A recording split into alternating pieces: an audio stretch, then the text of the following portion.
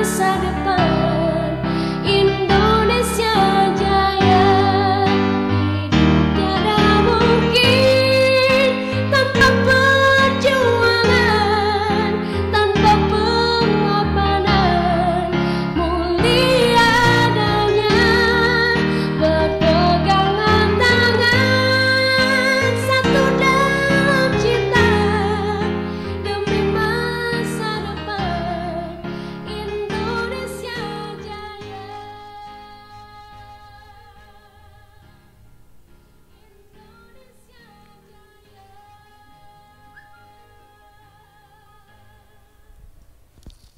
Assalamualaikum warahmatullahi wabarakatuh.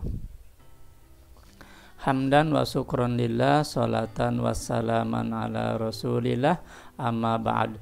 Rabbi shrah li sadri wa yassir li amri wahlul 'uqdatam min lisani yafqahu qawli. Selamat pagi anak-anakku semuanya. Salam sejahtera untuk kita semuanya. Apa kabar? Mudah-mudahan anak-anakku semuanya senantiasa sehat, senantiasa ada dalam suasana yang gembira. Bertemu kembali dalam program Belajar dari Rumah, sebuah video pembelajaran suplemen yang dibuat dalam rangka menunjang pembelajaran jarak jauh bagi anak-anakku semuanya.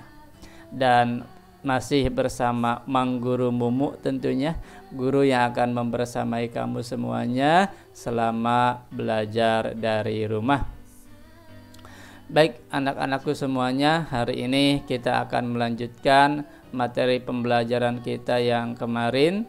Setelah kita membahas pembelajaran 3 dan 4, hari ini kita akan melanjutkan pembelajaran ke-5 dan ke-6 pada subtema 3, tema 3. Alhamdulillah hari ini kita akan menuntaskan tema 3 dan kita akan mulai masuk ke tema 4. Nah, untuk tema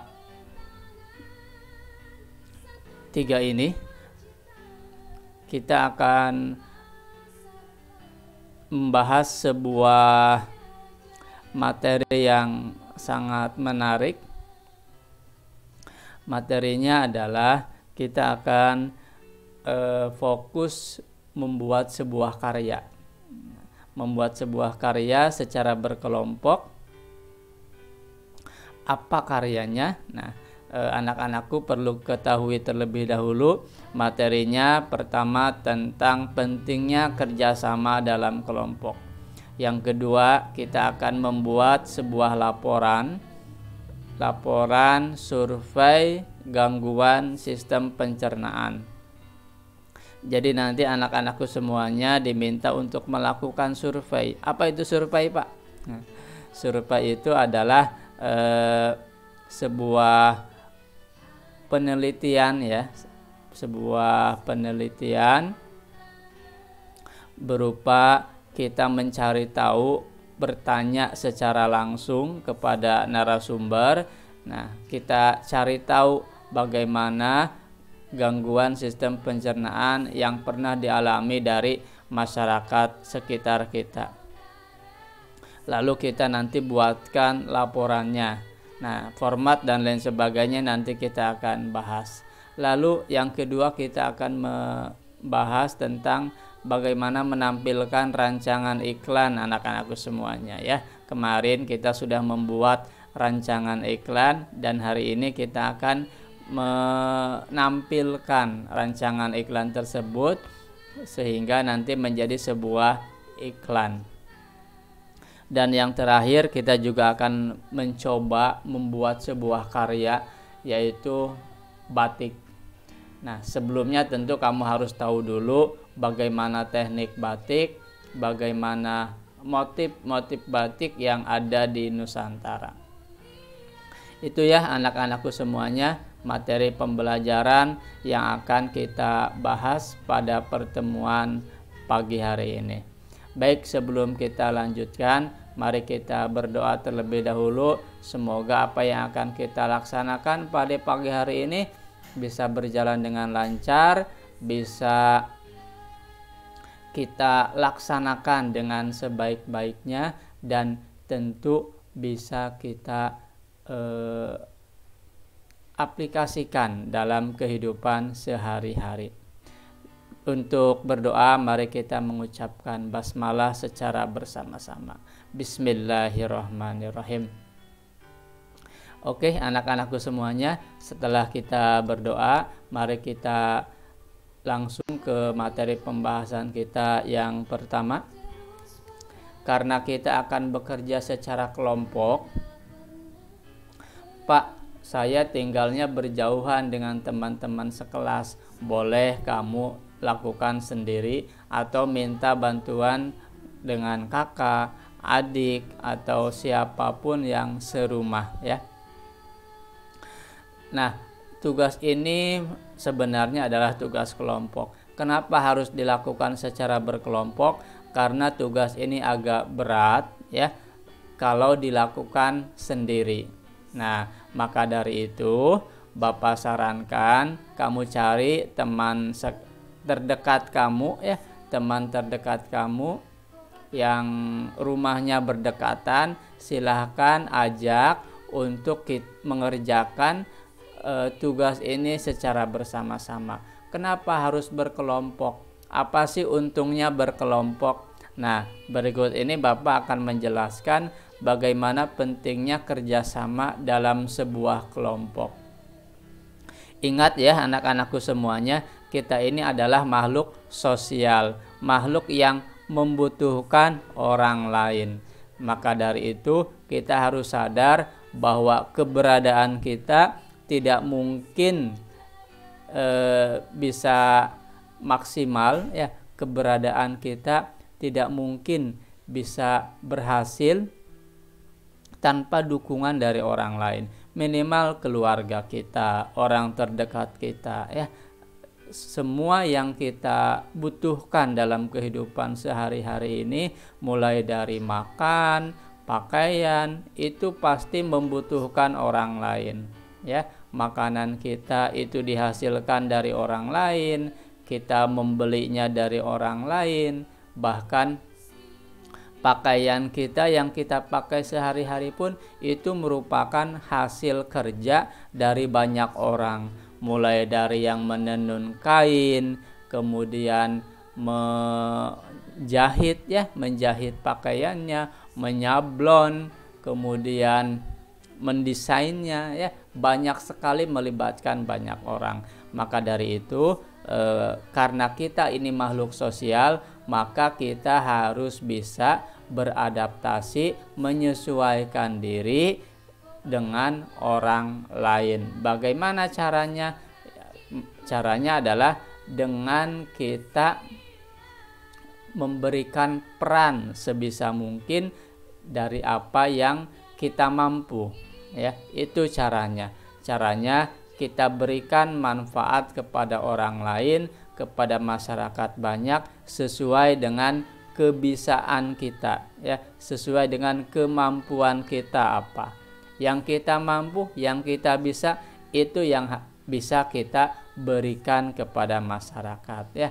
Kalau kita bisanya berupa menyumbangkan tenaga, ya kita sumbangkan tenaga. Kalau kita bisa menyumbangkan pemikiran, kita sumbangkan pemikiran. Apapun yang kita mampu, apapun yang kita bisa, mari kita berikan, mari kita kontribusikan kepada lingkungan sekitar kita.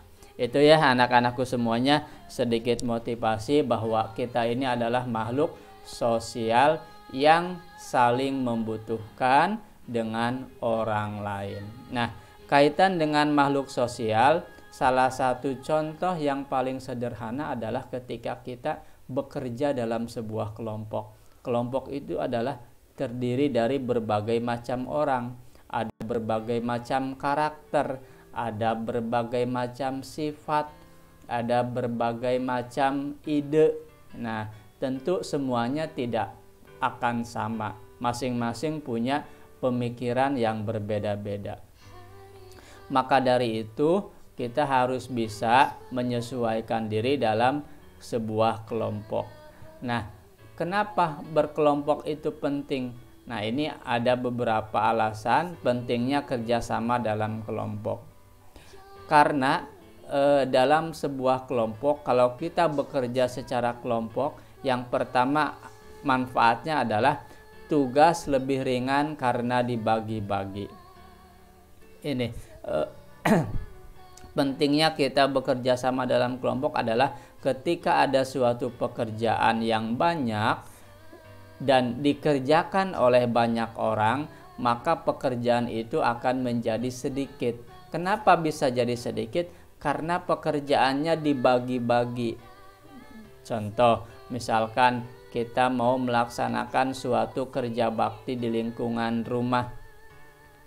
Nah, ada yang membersihkan solokan, ada yang menyapu jalan, ada yang membersihkan rumput. Nah, semua pekerjaan itu dibagi-bagi kepada orang yang bekerja. Itu contoh di lingkungan. Atau misalkan kita belajar di rumah, ya, belajar di sekolah. Misalkan kita bekerja kelompok di sekolah. Ada sebuah tugas dari Bapak Ibu guru, misalkan untuk membuat sebuah percobaan, ya, membuat sebuah karya. Nah, kalau kita bekerja secara kelompok, maka tugas-tugas itu bisa kita bagi habis kepada anggota kelompok. Siapa yang membawa perlengkapan, siapa yang menyiapkan bahan, siapa yang membuat rancangannya, ya, siapa yang mengeksekusi atau membuat karyanya. Nah, ini disesuaikan dengan kemampuan anggota kelompoknya masing-masing. Nah, ini jadi ketika kita mau bekerja sama, maka kita akan dimudahkan. Pekerjaan yang berat akan menjadi lebih ringan. Karena apa?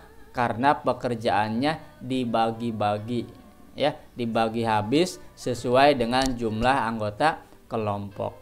Itu ya anak-anakku semuanya, pentingnya kita bekerja sama dalam sebuah kelompok. Maka dari itu jagalah kekompakan dalam berkelompok. Oke, itu yang pertama ya. Lalu yang kedua, pekerjaan lebih cepat selesai karena dilakukan bersama-sama.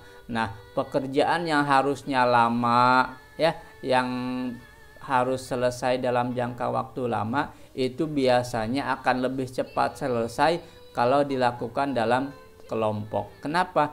Karena yang mengerjakannya banyak, bersama-sama dikerjakannya, ya.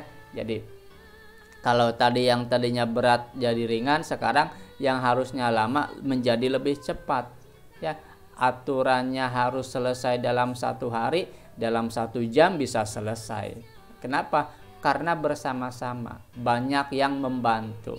Nah, itulah pentingnya kita bekerja dalam sebuah kelompok. Maka kelompoknya sekali lagi harus apa? Harus kompak. Ya, betul sekali. Lalu yang ketiga, kenapa sih kita harus bekerja sama dalam kelompok? Karena banyak mendapatkan ide. Nah, semakin banyak orang yang memikirkan, semakin banyak orang yang ikut serta berpikir, maka akan semakin banyak ide yang keluar, ya. Itu karena setiap orang pasti mempunyai ide yang berbeda-beda. Setiap kepala pasti memiliki ide yang berbeda-beda. Maka dari itu semakin banyak kepala yang memikirkan, maka akan semakin banyak ide yang bermunculan, ya. Nah, kalau banyak ide, maka akan mudah kita melakukan suatu pekerjaan.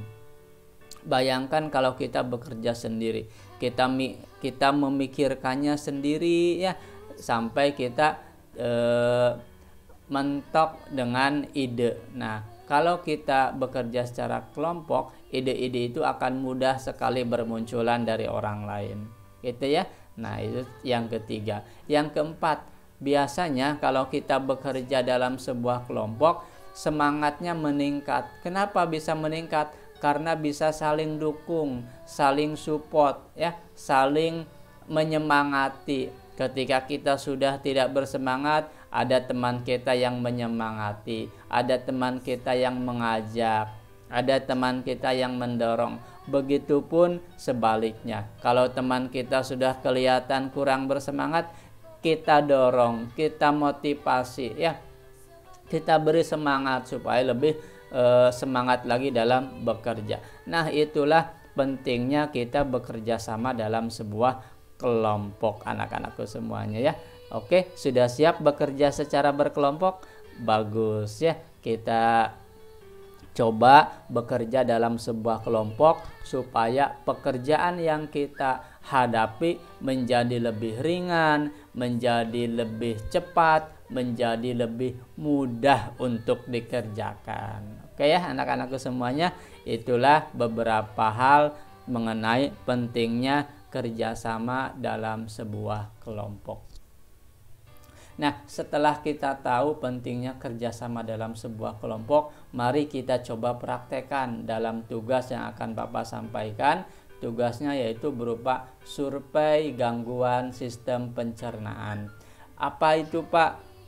Bagaimana itu Pak langkah-langkahnya? Nah gini, kamu jangan khawatir ya, tugasnya sangat mudah.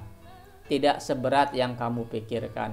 Pokoknya dalam menjalankan tugas ini kamu santai saja ya, tenang saja, karena kita akan bekerja secara kelompok. Silahkan nanti dibagi-bagi tugasnya. Bagaimana nih caranya? Bagaimana cara melakukan survei? Nah, caranya adalah pertama, informasi yang harus digali. Nah, kamu perhatikan dulu nih, informasi yang harus digali, apa yang harus ditanyakan. Survei itu kan kita berarti melakukan sebuah penelitian, bertanya kepada orang lain, minimal kepada orang-orang di sekitar kamu. Nanti teknisnya kamu bertanya, apa yang ditanyakan silahkan kamu tanyakan kepada orang-orang yang ada di sekitar kamu, keluarga kamu. Nah, pertanyaannya ini ya, pertanyaannya berkenaan dengan 7 hal ini. Pertama, kamu tanyakan kepada orang yang ada di sekitar kamu jenis gangguan sistem pencernaan yang pernah dialami. Ya, responden ini maksudnya adalah orang yang ditanya ya, orang yang disurvei ini namanya responden. Misalkan kamu mau meneliti, mau bertanya ke ibu kamu. Nah, berarti ibu kamu yang kamu tanyai itu disebutnya responden anak-anakku semuanya ya. Pak, nanti gimana kerja kelompoknya? Kalau misalkan kita berjauhan kan nggak boleh kumpul-kumpul. Nah, jadi caranya gini, sebelum kita lanjutkan membahas informasi yang harus digali, supaya kamu tenang ya, supaya kamu tidak khawatir dengan tugas ini, Bapak jelaskan dulu nanti teknisnya ya. Jadi nanti kamu menanyakan 7 hal ini, nah nanti hasil pertanyaannya kamu gabungkan dengan teman sekelompok kamu. Melalui apa? Melalui WhatsApp ya. Kamu tanyakan hasilnya apa, kumpulkan, direkap oleh salah seorang saja ya. Misalkan anggota kelompok kamu ada 5 orang nih ya, ada 5 orang. Nah, kamu kasih tugas 1 orang bertanya kepada berapa orang. Misalkan 1 orang bertanya kepada 3 orang. Maka nanti hasilnya digabungkan, yang 1 orang ini digabungkan dengan teman sekelompok lain. Nanti tentukan siapa yang mau merekap ya, tentukan ketuanya siapa yang 5 orang ini. Nah, nanti ketuanya silahkan merekap ya, mengumpulkan jawaban dari teman-temannya gitu ya. Jadi kita tidak perlu berkumpul ya, boleh tidak perlu berkumpul, kamu bekerja kelompok jarak jauh saja ya. Sekarang mudah, ada teknologi. Yang penting kamu beri tugas yang jelas kepada teman sekelompok kamu. Tugasnya menanyakan, menyurvei kepada berapa orang ya. 5 orang ini silahkan bagi tugas, 1 orangnya menyurvei berapa orang. Contohnya tadi mau 3 orang, mau 2 orang, itu terserah ya gitu. Nah, baik, kita lanjutkan kembali ke jenis informasi yang akan digali. Pertama, kamu tanyakan gangguan sistem pencernaan yang pernah dialami oleh responden ya. Tanyakan pernah tidak mengalami gangguan sistem pencernaan. Yang kedua, tindakan yang diambil saat responden mengalami gangguan. Nah, apa yang dilakukan ya saat mengalami gangguan pencernaan? Kemudian yang ketiga, seberapa parah gangguan yang dialami responden. Kamu tanyakan tuh ya kepada responden. Misalkan respondennya ibu kamu sendiri, kamu tanyakan, Bu, pernah nggak mengalami gangguan pencernaan? Oh pernah. Apa itu Bu? Misalkan penyakit MAH. Biasanya tindakan apa yang diambil ketika sakit MAH? Oh ibu kalau sakit MAH biasanya langsung minum obat pereda sakit MAH misalkan. Lalu tanyakan lagi, seberapa parah gangguan pencernaan yang ibu alami? Misalkan tidak cukup parah, kamu catat ya, kamu catat di buku tulis untuk nanti dilaporkan. Lalu penyebabnya apa? Kenapa bisa sampai mengalami gangguan MAH? Misalkan jawaban ibunya karena sering telat makan ya gitu. Lalu sedalam apakah tingkat kesadaran responden akan pentingnya menjaga kesehatan sistem pencernaan ya? Bagaimana kamu tanyakan kepada responden sejauh mana, sedalam apa tingkat kesadaran menjaga kesehatan. Lalu yang keenam, seberapa sering responden mengalami gangguan tersebut? Apakah setiap hari gangguannya? Apakah 3 hari sekali? Biasanya kamu tanyakan ya tingkat keseringan mengalami gangguan tersebut. Lalu yang terakhir, tindakan apa yang diambil oleh responden agar tidak terserang gangguan tersebut ya, upaya apa yang dilakukan. Nah, pertanyaan-pertanyaan ini silahkan kamu tanyakan kepada responden dan hasilnya kamu catat, hasil wawancaranya kamu catat untuk kemudian nanti kamu laporkan ke ketua kelompoknya. Nanti ketua kelompoknya merekap dan melaporkan ke guru kelasnya masing-masing. Itu ya anak-anakku semuanya. Jadi jangan dianggap berat, jangan takut dengan tugas ini. Kamu hanya bertanya 7 hal ini kepada orang terdekat di sekeliling kamu. Bisa ibu kamu, bisa ayah kamu, kakak atau adik kamu. Cukup itu ya. Jadi nggak usah keluar rumah, nggak usah ke tetangga. Silahkan kamu tanyakan ke orang terdekat yang ada di rumah kamu masing-masing. Apa yang ditanyakan? Ini 7 hal ini kamu tanyakan ya. Pak, pertanyaannya bagaimana? Terserah kamu, silahkan kamu rangkai kalimatnya sendiri. Yang penting apa yang ditanyakan sesuai dengan poin-poin yang 7 ini. Pak, boleh tidak dikembangkan pertanyaannya, diperbanyak? Boleh, silahkan ya, supaya lebih jelas. Misalkan kamu mau menambahkan pertanyaan, boleh ya. Misalkan sampai kamu tanyakan, kalau dirawat, dirawatnya di mana ya, kalau minum obat, obatnya obat apa? Boleh seperti itu ya, silahkan. Nah, setelah kamu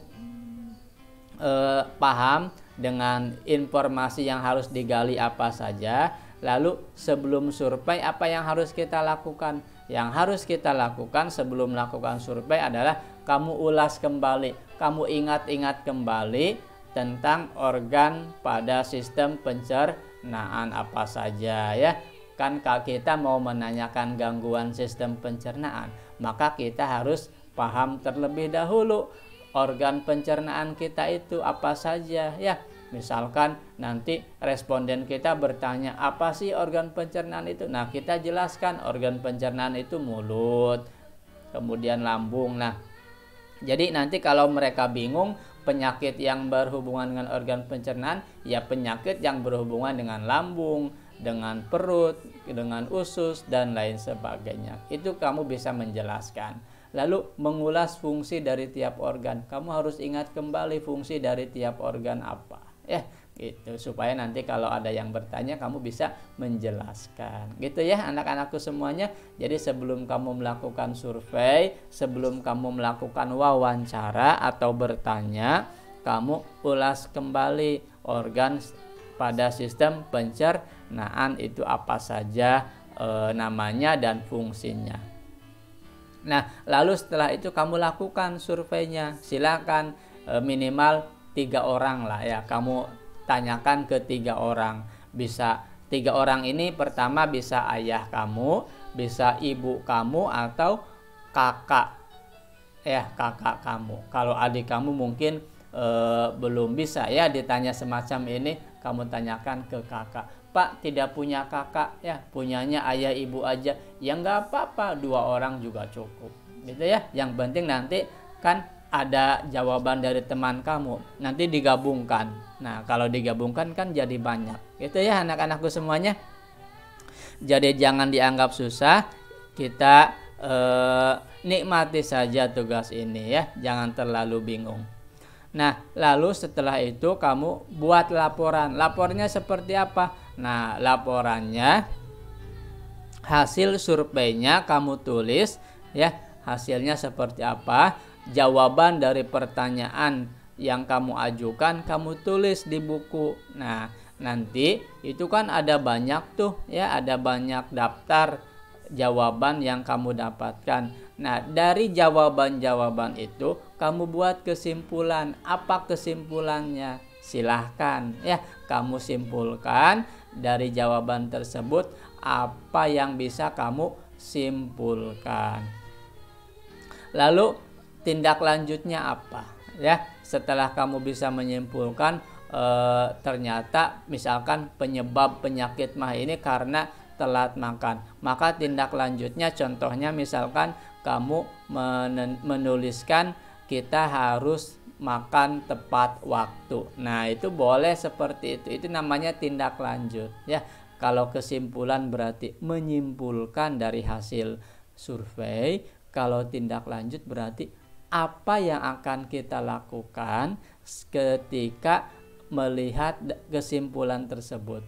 Ya, setelah menyimpulkan apa sih yang mau kita lakukan, itu namanya tindak lanjut anak-anakku semuanya ya.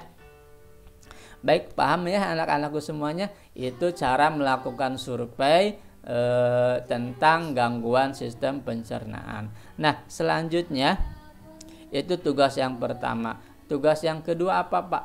Tugas yang kedua adalah kita menampilkan rancangan iklan yang sudah kita buat. Nah ini tinggal kita laksanakan saja. Bagaimana hal yang harus diperhatikan ketika menampilkan rancangan iklan? Nah ini Bapak punya sedikit tips, punya sedikit kiat supaya kamu bisa menampilkan rancangan iklan. Nah apa tipsnya? Pertama, ketika kamu menampilkan rancangan iklan, kamu harus berbicara di depan kamera. Jadi nanti iklannya divideokan ya. Nah, cara menampilkan iklannya cukup divideokan. Kamu rekam kegiatan kamu di depan kamera. Nah, bagaimana tekniknya? Tekniknya kalau kamu harus bicara di depan kamera, maka gunakan suara yang keras dan lantang. Boleh pakai bantuan mikrofon seperti ini ya, pakai headset dan lain sebagainya. Lalu gunakan artikulasi yang jelas dan tidak menggumam. Jadi kata-katanya harus jelas ya, harus jelas, jangan menggumam. Kalau menggumam kan nanti tidak jelas apa sih yang dibicarakan. Nah, kamu harus berani karena kan kamu bicara di depan kamera. Nanti orang lain akan mendengar melalui video. Maka dari itu suara kamu harus keras, artikulasinya juga harus jelas. Gitu ya anak-anakku semuanya. Lalu yang ketiga, menggunakan kontak mata dengan penonton atau kamera. Nah, jadi saat perekaman, pandangan mata kamu jangan nunduk ke bawah ya. Kamu lihat ke kamera ya. Pandangan kamu lurus ke kamera supaya nanti hasilnya itu akan seperti kita melihat ke penonton. Nah, itu ya. Lalu tidak menghalangi pandangan mata penonton, artinya kita tidak membelakangi, harus dari depan seperti ini. Tidak boleh kita mengambil dari belakang, jangan sampai wajah kita tidak kelihatan anak-anakku semuanya ya, gitu. Kamu tunjukkan keberanian kamu, kamu perlihatkan kepercayaan dirian kamu ya, kepercaya dirian kamu. kamu tunjukkan. Lalu tampil penuh percaya diri. Nah, ini yang penting, menggunakan perlengkapan pendukung iklan. Kalau butuh aksesoris, silahkan dilengkapi aksesorisnya. Menjadikan sketsa gambar sesuai naskah sebagai pedoman berakting. Nah, kemarin kan kita sudah membuat sketsanya, membuat rancangannya. Kamu lakukan sesuai dengan rancangan yang kamu susun. Jangan sampai keluar dari rancangan. Yang terakhir, hafal dengan naskah yang akan dibawakan. Kalau bisa kamu hafalkan dulu tuh naskahnya. Mau bicara apa, mau berkata apa di depan kameranya, silahkan kamu hafalkan dulu. Pokoknya kamu berakting seperti artis sinetron. Nah, siapa tahu nanti kamu jadi artis sinetron. Nah, itu ya anak-anakku semuanya. Jadi kamu silahkan tampilkan rancangan iklan yang sudah kamu buat. Pak, misalkan ini tidak bisa berkelompok juga. Nah, silahkan kamu lakukan sendiri, minta bantuan orang terdekat kamu. Gitu ya, jangan dianggap pusing. Tenang saja ya. Oke, itulah tugas yang kedua. Nah, sekarang kita masuk ke karya berikutnya, yaitu membatik. Teknik membatik. Teknik membatik itu ada 3 anak-anakku semuanya. Yang pertama ada teknik tulis, yaitu menggunakan canting sebagai alat pembuat motif. Ya, selain canting ada peralatan kompor, kemudian kuali, kemudian bahannya ada menggunakan lilin ya, lilin malam namanya. Nah, itu peralatan yang digunakan saat membuat batik tulis. Lalu teknik yang kedua adalah teknik cap, yaitu menggunakan stempel yang di atasnya sudah berbentuk ragam hias batik. Jadi tekniknya dicap ya, distempel. Lalu yang ketiga teknik cetak atau sablon. Nah, ini biasanya menggunakan mesin, menggunakan alat yang lebih canggih lagi. Nah, ini namanya teknik-teknik membatik. Jadi ada 3 teknik membatik. Silahkan kamu mau menggunakan yang mana. Nanti tugasnya adalah kamu cukup membuat sketsanya saja ya. Kamu buat sketsanya menggunakan pensil di selembar kertas. Kamu buat motif batik. Motif batiknya contohnya seperti apa, Pak? Nah, ini Bapak punya beberapa contoh. Yang pertama ada motif batik Solo, namanya Parangkusumo. Nah, gambarnya seperti ini. Kamu bisa lihat seperti ini. Lalu yang kedua ada motif batik Pekalongan. Ini salah satunya. Ada gambar kupu-kupu di sini. Yang ketiga ada motif Megamendung dari Cirebon. Nah, ini yang ketiga. Ya, gampang kan? Cukup kamu gambar mega saja seperti ini. Mega itu awan ya. Nah, lalu motif batik Yogyakarta Ceplok. Nah, ini seperti ini gambarnya. Pak, apakah boleh membuat motif yang lain? Boleh, silahkan kamu buat motif yang lain ya, itu. Jadi silahkan kamu berkreasi. Nah, itulah anak-anakku semuanya 3 tugas yang harus kamu buat, dan tugas ini tidak harus selesai sehari. Bapak kasih waktu seminggu ya, seminggu. Silahkan kalau sudah selesai kamu setorkan ke guru kelasnya masing-masing. Paham ya anak-anakku semuanya? Oke, jadi silahkan kamu laksanakan sehari 1 tugas, itu kan bisa ya. Itu syukur kalau bisa selesai sehari, itu lebih hebat ya. Baik, itulah pelajaran kita, materi pembelajaran kita pada pagi hari ini. Bapak mohon maaf atas segala kekurangan, dan Bapak berterima kasih atas kesetiaan kamu menonton tayangan video pembelajaran ini. Tak bosan Bapak menyampaikan, tolong dukung video pembelajaran ini melalui klik like, share, komen, dan yang belum subscribe silahkan subscribe. Nyalakan lonceng pemberitahuannya supaya kamu mendapatkan notifikasi tentang video pembelajaran yang terbaru. Oke anak-anakku semuanya ya, itu saja yang bisa Bapak sampaikan. Sekali lagi mohon maaf dan terima kasih. Bapak tutup kegiatan ini dengan mengucapkan wallahul muwaffiq ila aqwamit thoriq. Wassalamualaikum warahmatullahi wabarakatuh. Kita akan kembali bertemu pada video pembelajaran berikutnya.